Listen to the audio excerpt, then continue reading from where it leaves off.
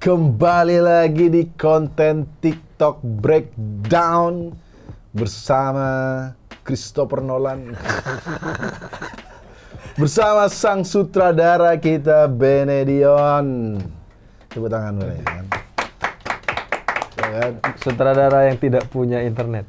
Kenapa? Christopher Nolan. Bro, ini Anda sutradara komedi, Cok. Wah, shoot komedi. Aneh, padahal kita di konten kali ini juga mau promo film yang baru dibikin sama Ben, tapi joke Anda Lucu itu. tidak ada internet. Kalangan menengah ke bawah lucu. Iya. Kayaknya di grup bapak-bapak New York. Iya, lucu. RT Massachusetts kayaknya itu. Ya kan, tapi kita akan ngobrol soal film Bene nanti.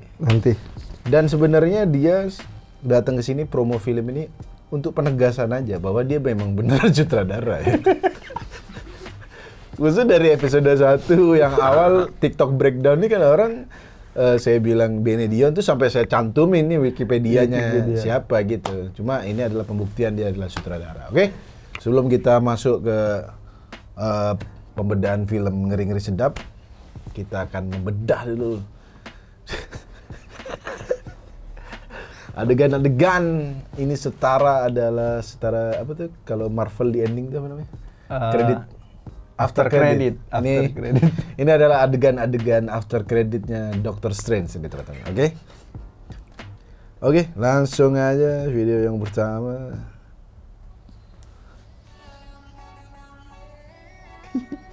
Pasti stop.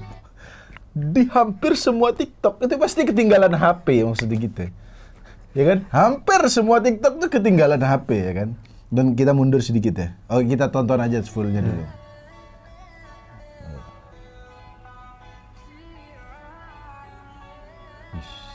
Transisinya udah oke. Maaf.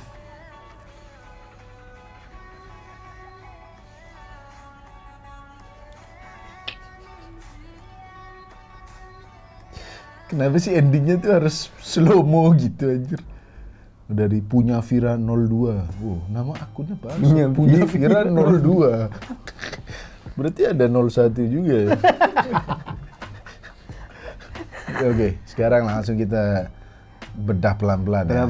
Oke, ini backgroundnya sih ini outdoor ya berarti. Outdoor terus Kenapa ya anjir? Kenapa? apa namanya? Ini kau bilang ini pasti dari TikTok jelek kan? Iya, TikTok jelek. Jadi sumber kita selalu TikTok jelek di Twitter, yang dimana Bene dari episode 1 nggak setuju penamaan TikTok jelek itu adalah judgmental yang parah. Judgmental, menghakimi. Gitu, menghakimi ya? Harusnya kita TikTok dengan doang kepala ya? jernih dulu. TikTok belum tahu nilainya gitu aja. TikTok tentatif. Iya, TikTok tentatif gitu. Oke, kita bedah nih. Jadi di outdoor nih, cewek dia ngapain pakai kaos kaki skater sih dia sebenarnya. Oke, kita lanjut. Dia ketinggalan HP-nya. Nah, ini nggak masuk akal. Pertama adalah kalau ketinggalan konsepnya nggak gitu ya. Kenapa dilihat dan disengaja? gitu. Jadi sengaja. Iya. Terus dia ketinggalan HP-nya, terus jalan. Ini cowok nemu, balikin, dikejar ceweknya. Iya. Kejar. Ceweknya ngerasa kayak diikutin, terus minta tolong. Woi, mau gangguin cewek ini ya? Enggak, saya balin HP doang.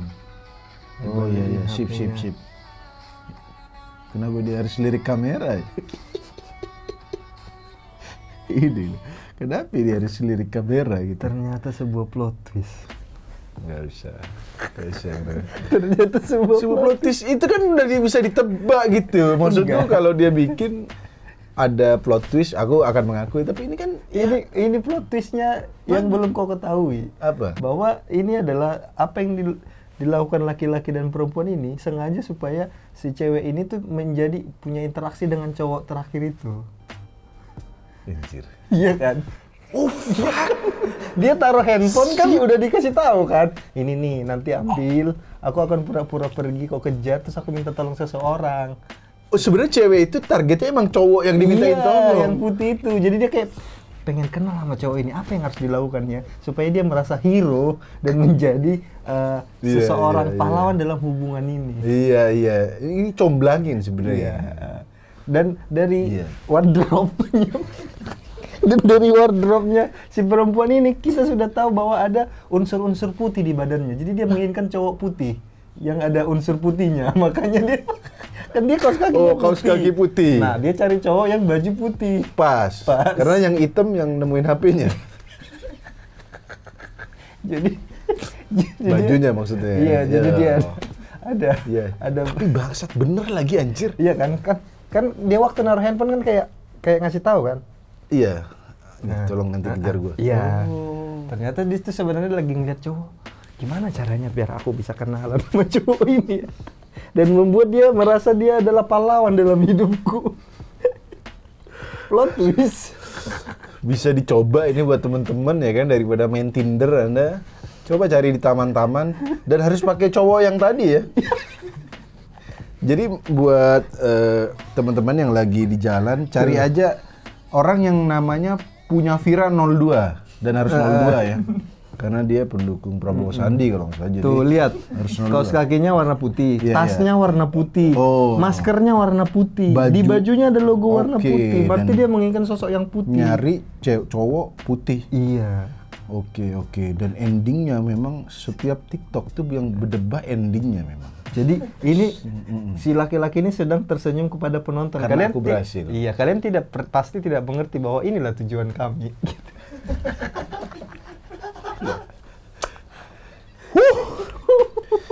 Sebuah logika ya. Karena dia di ending ngelirik nih di detik 26 dia kayak iya gitu. Lihat kan jadian kan. Kan. Memang inilah cerita yang kami inginkan. Iya. Jadi bukan acting jelek ya. Bukan. Kalian yang tidak mengerti maknanya. Cukup menguras energi nggak untuk mencari positive thinking di video ini? Capek sih. Oke, kita lanjut ke ini video dari ibu-ibu ya teman-teman ya.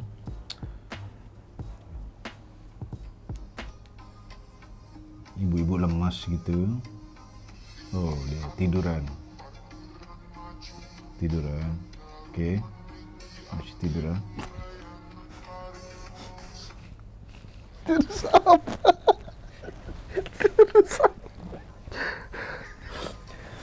Kita lihat lagi, oke. Tiduran dia, capek. Kayaknya dia habis kerja.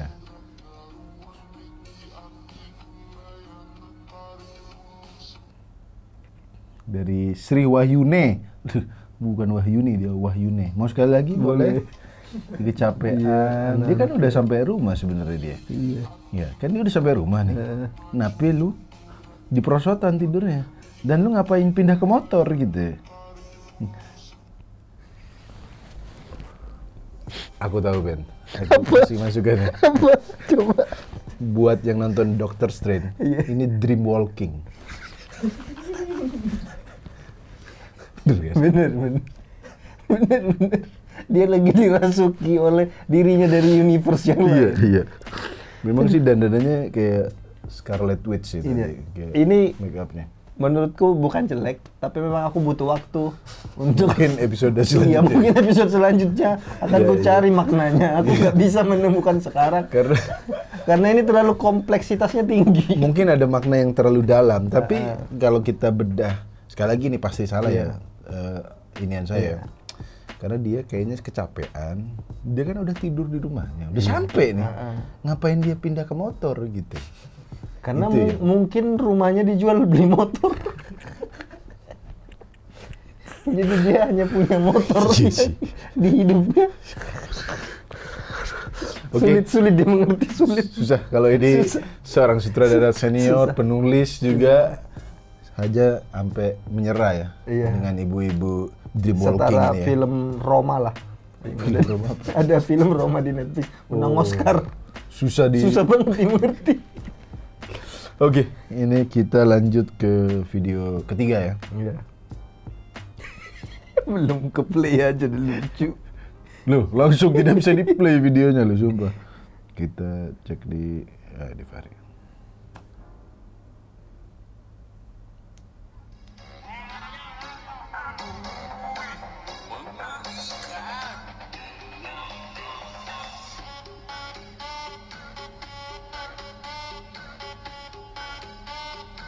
Ini mudah. Gak, kenapa dia jalannya begitu? Ini mudah. Ngapurin. Ini mudah. Gayanya di awal gemulai kan dia. Gemulai. Iya. Apa namanya? Lelaki yang gemulai. Iya. Terus dia dibully. Dibully, dijorok-jorokin. Dijorok-jorokin. Jorok lu gitu. Aduh.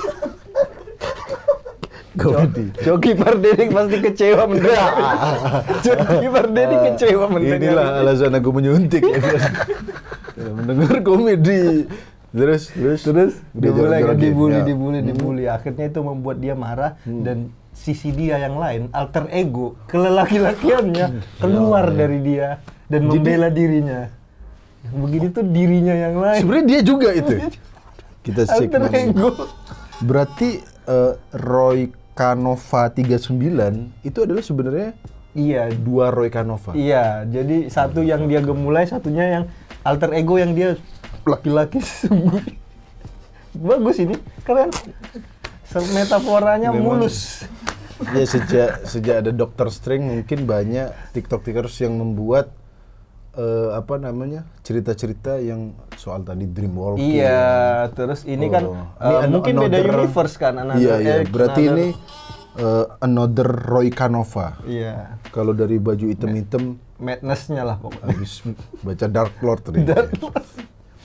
Oke, cukup mudah ditebak ya. Mudah ditebak, ini easy. Ternyata dia manggil dirinya sendiri. Dan dirinya yang sendiri yang galak itu menyeramkan buat sekitar yang tadinya ngebully sampai maafkan, hormati. Oke, sudah terjawab ya teman-teman ya. Jadi sekali lagi jangan gampang ngebully karena banyak makna tersembunyi di dalam TikTok. Yang kadang-kadang nggak ketemu saking tersembunyinya. Oke, last video ini adalah video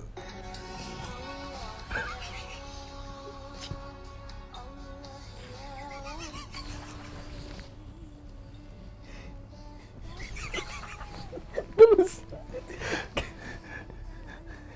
kenapa lagunya harus lagu Islam gitu? Saya kecilin aja suaranya soalnya ini religius nih. Dia ngerokok, dia elus-elus palanya, gaya-gaya.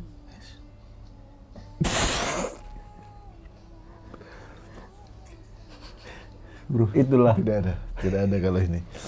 Tidak ada sih dari Hamid. Ini juga ada. Ada. Walaupun ini tuh tentang love language. Love language, gaya mendelivery cinta gitu. Laki-laki kan tuh love language-nya kan jarang sentuhan kan. Ciuman juga nggak mungkin. Nah, begitu laki-laki berani menurunkan egonya dan mengeluarkan love language dalam bentuk kontak fisik gitu. Karena ada yang physical touch. Physical touch itu bisa saja membuat laki-laki lain runtuh. Jadi begitu dipeluk, dielus gitu kayak aku berserah. Aku kan physical touch. Love language. Iya sih. Bahasa bener lagi penjelas dielus melting. Agak geli sih lihat bapak-bapak melting, maksudnya kayak karena dia nggak usah didorong tadi, dia dorongnya pakai jadi sebagai laki-laki kadang-kadang kita masih ada pesannya dari bapak-bapak berdua di kamar kita mengambil pesan. Kita jangan mikirannya aneh, ya kan? Kita lihatnya persahabatan ya. Siapa tahu mereka melakukan itu demi konten. Dan geli loh bro, gitu bro. Udah gitu, gobel bapak yang tahu gak gobel? Apa itu? Gondrong belakang. Dahsyat. Singkatan apa cuy? Itu Gobel ada di sana istilahnya dulu. Di mana? Di Medan, gobel. Oh, kalau di Jawa Tengah tuh gondrong deso gitu. Oh, gobel tuh gondrong tapi yang belakang doang. Jadi yang depan biasa, tapi belakang doang. Berarti Wong Fei Hung tuh bukan? Ya gobel. Bangsat, Wong Fehung udah keren-keren gobel panggilannya. Oke, itulah tadi TikTok Breakdown yang sudah kita bahas ya kan. Kali ini kita akan membahas film Benedion yang akan segera tayang kapan? 2 Juni 2 Juni ya. 2022. Dan video ini akan tayang Agustus kalau bisa. Anda tidak membantu sutradara loh. Oke, ini berarti film pertama ente yang sutradarai. Film kedua. Sebelumnya Pertama Ghostwriter. Oh, Ghostwriter. Jadi Ghostwriter. sekali lagi diingatkan, Bene adalah penulis film terbanyak di Indonesia dengan penonton terbanyak yaitu Warkop DKI. Dia juga nulis Susana Reborn dan dia sutradara dari film Ghostwriter yang sudah ada di Netflix dan ada di Netflix. Layar Kaca 21 ya. Klik. Telegram di Telegram. Oke. Telegram. Bangsat itu pembajakan terbangsat tuh. ART ku, Pak. Dia kan nonton The Word of Merit, Face Vincenzo gitu kan. Kamu nonton di mana? Di Telegram. What the fuck, man? Kayak Telegram itu kan buat informasi-informasi. Cepet banget Telegram. Ya udah tak kasih Netflix tuh. Terus dia download buat Telegram. Ini ada nih teman-teman. Ternyata dia sekarang jadi bandar. Jadi agen. Jadi agen. Kita langsung ke film Ngeri-Ngeri Sedap ini. Bene soal apa? Yang saya tahu dulu Bene adalah kita bareng-bareng ngekos di Binus yang masih sejuta dulu kosannya. Bene nulis buku Ngeri-Ngeri Sedap. Itu soal perjalanan hidup ente. Ya. Itu 2014. Pertama ke Jakarta nekat. Dulu saya lebih sibuk dari dia, serius. 2014 saya kerja. Dan kalau saya dapat kerja di Kompas dulu saya selalu Bene. Pak, Bene juga diajak dong. Iya. Jadi terus, kita ke Tangerang. 2014 kalau Muslim syuting, selesai syuting bawa nasi box buatku. Dia bro. Gitu bro, dulu bro 2014 tuh kita kalau stand up di Kompas nggak ada materi, di jalan kita bikin naik motor sumpah nih Supranya dia. Ben gimana materi gini? Oke lucu. Lanjut. Nggak ada materi, sumpah perjalanan tuh masih mikir materi. Dan 2014 dia nulis Ngeri-Ngeri Sedap, cetak bukunya dan sekarang jadi film. 8 tahun nih, butuh waktu 8 tahun. Tapi film ini soal apa? Boleh diceritain nggak? Jadi ada keluarga, ya. Backgroundnya Batak. Oke. Mereka punya 4 orang anak. Ya. 1 anak perempuan tinggal bersama mereka di kampung. Gita Bebita yang Gita Bebita. 3 anak laki-laki sudah merantau di kota. 1 di Jogja, 1 di Bandung, 1 di Jakarta. Ya. Nah mereka ini punya masalah dengan bapaknya. Kenapa bapaknya tuh? Banyaklah perbedaan prinsip hidup, pilihan-pilihan hidup sehingga mereka ini sering ribut sama bapaknya. Oke. Jadi si 3 anak laki-laki ini nggak mau pulang karena kalau mereka pulang pasti ribut sama bapaknya. Nih, maksudnya ributnya ini beda pilihan presiden atau setuju vaksin dan tidak setuju vaksin? Lebih ke prinsip hidup. Lebih ke misalnya si Domu yang diperankan Boris, dia mau nikah sama orang Sunda. Nggak dibolehin. Tapi realnya nggak boleh emang orang Batak? Boleh, tergantung orang tuanya. Ada yang boleh, tapi maksudnya secara adat mah boleh-boleh aja. Secara adat boleh, cuma mungkin beberapa orang tua ada yang punya nilai-nilai yang biar jangan ribet gitu, biar dia ngerti Batak sama Batak aja lah. Ada yang kayak gitu. Terus yang si Gabe diperankan Lolo, itu tuh dia jurusan hukum, lulusan hukum, tapi dia jadi pelawak. Nggak sesuai. Nggak disetujuin itu. Karena kesannya kan pelawak juga kan kayak kerjaan apaan sih tuh? Kerjaan rendahan lah. Belum ada Raditya Dika waktu itu ya? Belum. Iya. Nggak bisa ngomong rendah dari Panji Radit ya. Kan kalau kayak kita juga baru hebat kan setelah sekarang-sekarang. Dulu kan kerjaan apa sih kalian itu? Ngapain di kafe? Ngapain? Open masuk mic. Pertamina. Waduh. Akhirnya masuk pom bensin. Waduh, bro. Bro, ini mau cerita. Jadi berbeda bangga itu.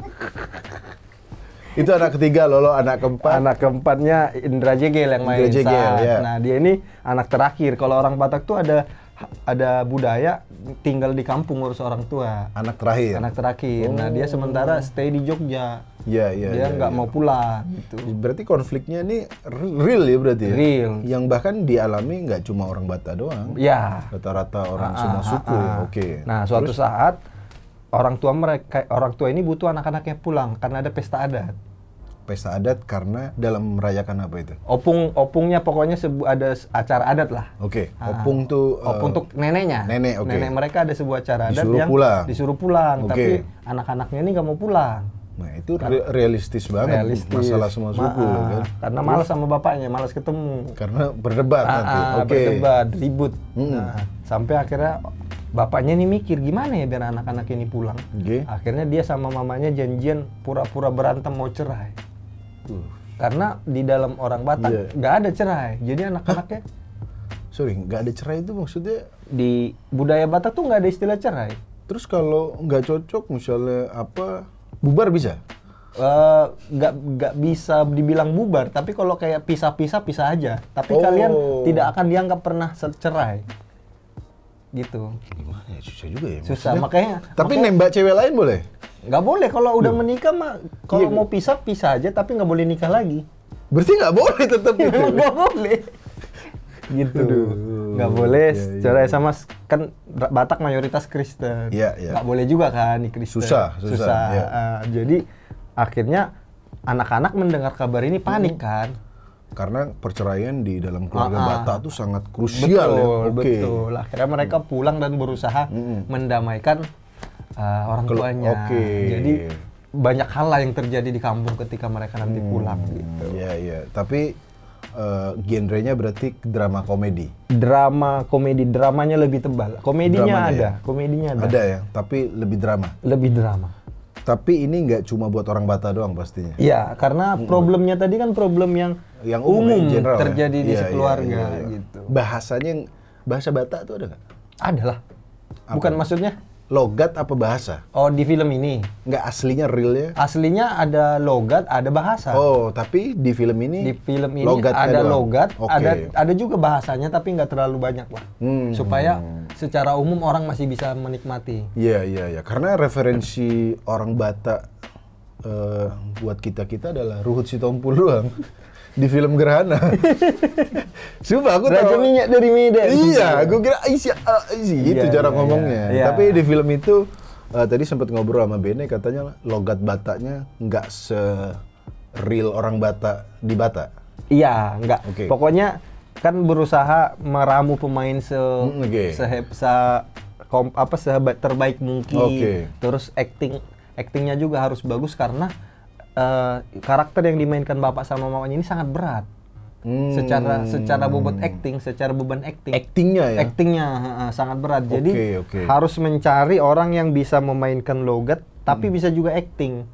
Oh, tapi yang main ibunya Tika Panggabean sama bapaknya Arswendi Ningswara. Nah, mereka ini tuh Batak memang, tapi sudah lahir dan besar di Jakarta. Oh, saya kira bapaknya Ruhut Sitompul. Oh, bisa, logatnya bisa, actingnya nggak bisa. Dan dia lagi sibuk nge-tweet sekarang. Betul. Iya kan memang. Betul. Memang gitu. Dia kan seleb tweet. Oke. Jadi ada yang mau ditambahin, mau dipromoin buat teman-teman tanggal 2 Juni di bioskop seluruh Indonesia ya? Iya, pokoknya ini sesuatu yang beda karena aku kan udah pernah bikin series yang lucu banget. Udah pernah. Okay. Terus aku udah pernah bikin drama horor yang komedi. Jadi ada drama, ada komedi, ada horornya udah pernah gitu. Nah, ini aku di sini mencoba lagi sesuatu untuk bikin drama. Ada komedinya, tapi komedinya ini komedi yang ironis gitu, yang satir, yang sarkas, yang sedih, yang membumi gitu. Jadi akan banyak komedi-komedi yang lahir bukan dari karakter yang ngelawak. Bukan ngelawak ya? Tapi berarti adegan gini nggak ada? Nggak ada. Lebih ke yang sini. Yang sebelah kanan nggak. Yang kiri. Coki Pardede bangga sama kita. Jadi komedinya komedi ironi. Iya, komedi ironi. Jadi orang harapanku tertawa sambil merenung gitu. Oh, tertawa sambil merenung ya. Merenung. Berarti porsi dramanya mungkin 80, 70 lah. 70 komedinya 30%. Iya. Oke, kalau begitu teman-teman langsung aja ditonton nanti 2 Juni di bioskop seluruh Indonesia. Dan salah satu yang sangat konsisten adalah di film-filmku tidak ada tretan muslim. Maksud nih. Saya kira dulu punya teman orang film diajak ya. Syuting Dia tuh nulis film apa yang dia tulis dulu satu kos sama saya. Oke, masa sih nggak ada orang Madura? Masa sih nggak ada orang Madura? Satu-satunya kesempatan saya main adalah di film Susana. Susana tapi gak. Ada tukang sate, pasti Madura. Ternyata Muslim. Tidak lolos. Pas casting katanya kurang Madura. Kurang Madura, Bang. Kurang gini ya kan. Harusnya joget ini aku baru. Joget jamet. Naik di kaleng harusnya. Oh iya. Sekarang buat membuktikan semadura apa sih kamu? Naik di kaleng. Teng. Dan buat teman-teman yang mau nonton trailernya, langsung aja ini dia. Trailer dari Ngeri Sedap.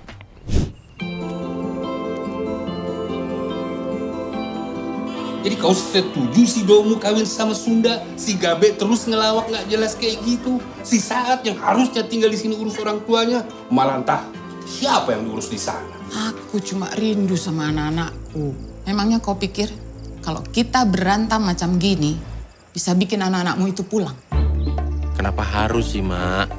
Mau Batak, mau Sunda, kan sama-sama manusia, Mak. Kau itu anak pertama, Mak. Kau yang melanjutkan marga. Bapak gak suka kau jadi pelawak, Ma. Bukan angkot lah aku bisa disuruh-suruh berhenti kayak gitu. Kenapa pula harus kau yang jagain dia, Mang? Pak Pomo nggak ada anak, istrinya juga udah meninggal.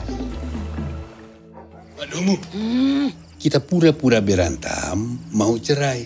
Mereka pasti pulang. Kau memang sudah gila ya, Pak? Kau yang gila. Kau. Pak, Mak, ku ganggu bentar ya. Jadi kayak mana ini? Tetap saja sesuai rencana. Apa maksudmu? Kau mau pisah? Kalau iya kenapa? Ya udah, ceraikan aku. Jangan ada yang tahu masalah bapak sama mama ini ya. Gak enak nanti jadi omongan orang-orang. Jadi apalah rencana kita? Kita selesaikan malam ini lah. Pak, minta maaf lah sama Mama. Masalahnya apa, Pak? Kok bisa sampai kepikiran mau cerai? Tanya sama mamamu, dia yang mau cerai.